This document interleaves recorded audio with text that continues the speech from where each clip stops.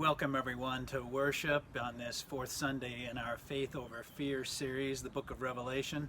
It is so good to be the church with you in this strange time in which we live, and maybe it's a good thing that we're preaching this series on what for many is one of the strangest books of the Bible. I'm hoping in the midst of all the symbols and signs and creatures, we will not miss the point. The Bible reminds us that we are surrounded by a great crowd of witnesses, and there are a few preachers and teachers I'm excited to draw on and draw from today for this teaching. Last Sunday, Ann Fairbrother taught the children from her car. She imagined being on a road trip with the kids in the back seat asking, "Are we there yet?" Every parent has had a moment like that. I heard another preacher teach on Revelation last year, Pastor Mike Householder, and I'll share some of his insights today. He gave an amazing hour-long sermon I'd be happy to share with interested folks. Coincidentally, Caitlin Fairbrother often worships at his church when she's at Drake University. I'll also tell you today about a 19th century preacher named John Darby.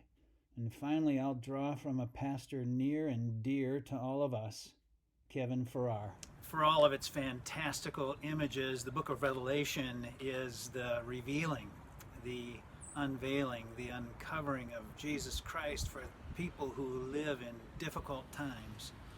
So imagine that we are on a road trip, the family of God. We're on a road trip with our family. Mom and dad are in the front seat, the kids are in the back, and it's a long journey.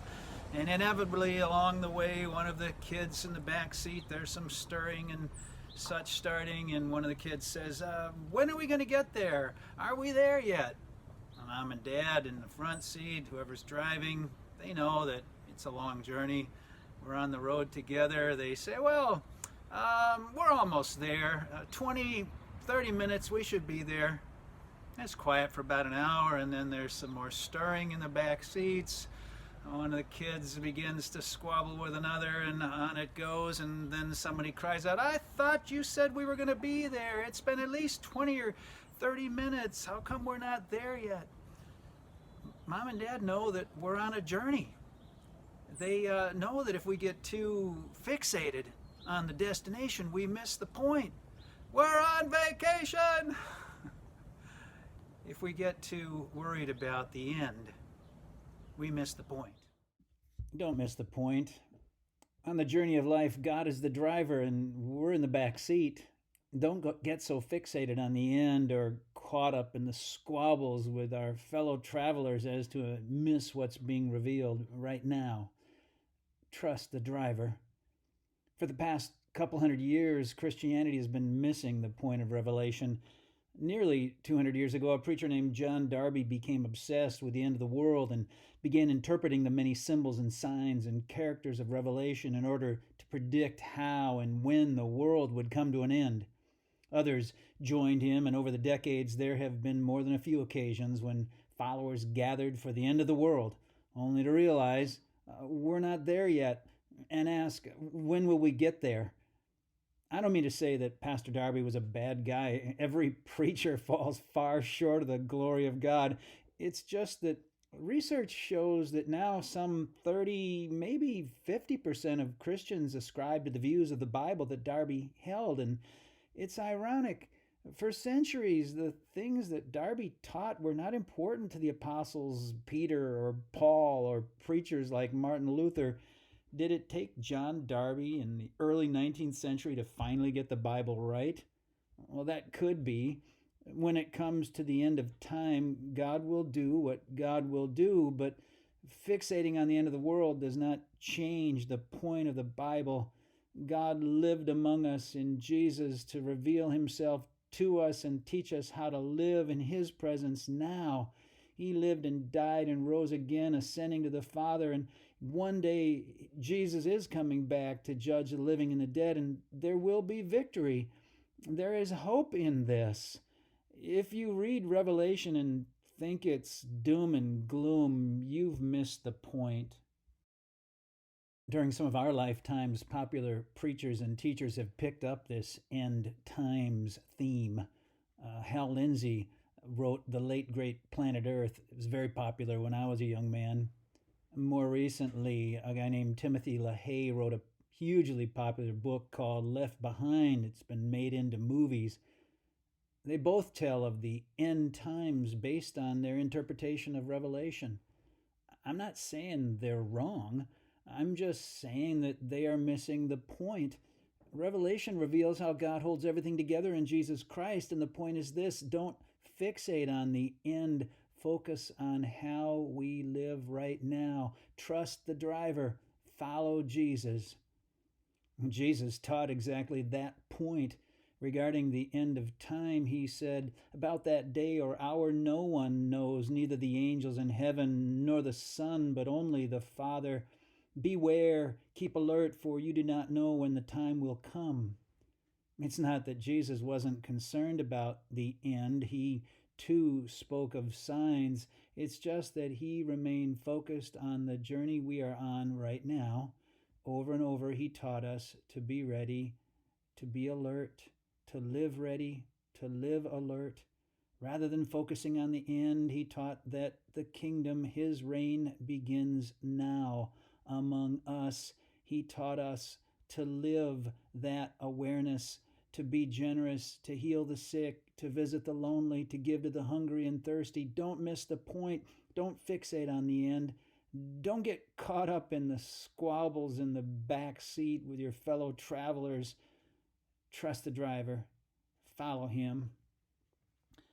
The signs and symbols of the end times and Revelation are fascinating. Maybe you've seen the bumper sticker, "In case of rapture, this car will be unoccupied." Maybe Timothy LaHaye is right. The end will come in a rapture. But how many times does the word rapture appear in the book of Revelation? Not once. I am open to this bumper sticker, but if Timothy LaHaye is right, what will we do with that information? How does it change our being ready by living with compassion for humanity right now? Another popular Revelation fixation is a focus on the Antichrist, those who have the mark of the beast or the number 666. In recent history, we've tried to identify the Antichrist, and the candidates are usually political. Some taught that President Carter, 6 letters in the name Carter, was the Antichrist. Not to be outdone, others focused on Ronald Wilson Reagan. There's 3 names, each with 6 letters. Soviet Premier Gorbachev, with that birthmark, was described as having the mark of the beast. All of these were the Antichrist to some preacher, teacher, and bookseller. But how often does the word Antichrist appear in Revelation? Not once. Don't get me wrong. These political conversations are important. Our back seat of the car squabbles with our fellow travelers on this earth have huge consequences for humanity. But let's not miss the point of Revelation in the Bible.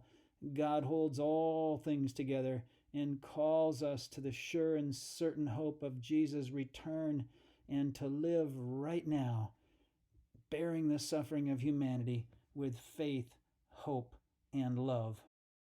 I invite you now to focus on a specific chapter of Revelation. Take time to read Revelation chapter 5 and open up the discussion guide I've provided that is found at our website. In discussion with at least one friend, apply this word to your life today. In chapter 5, you will encounter a number of the fascinating symbols, signs, and creatures of Revelation. We will also encounter the focal point of this book of the Bible, how God holds everything together in Jesus Christ. As we look beyond the scrolls, the elders, the 4 living creatures, we see the Lion of Judah. Yes, Jesus is the Lion King conquering every evil. We look more closely and see that the lion is also a lamb. Behold, the Lamb of God who takes away the sin of the world. He is the God of mercy who has overcome death itself. On June 2nd, in just a couple of weeks, it'll already be 2 years since Pastor Kevin became part of our ministry team. As I think back on the last few weeks, I don't know how we would have figured out to be the church without him in all of these times. I suppose we would have found a way, but I wouldn't have wanted to have tried.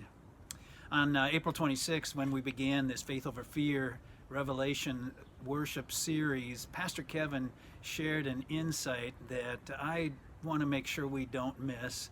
He drew our attention to something that is unique to our worship space at Atonement and our focal point in the book of Revelation. If you look in the top left quadrant of our stained glass, you will see this lamb. See? There he is.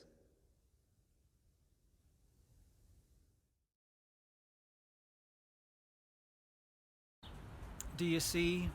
If we read the book of Revelation and focus on anything other than the mercy, the hope, the calling, and the victory of Jesus Christ, we miss the point. Soon enough on the road of life, we will be able to gather for worship and prayer and to see the stained glass. Meanwhile, trust the driver, help out those fellow travelers in the back seat, and choose faith over fear.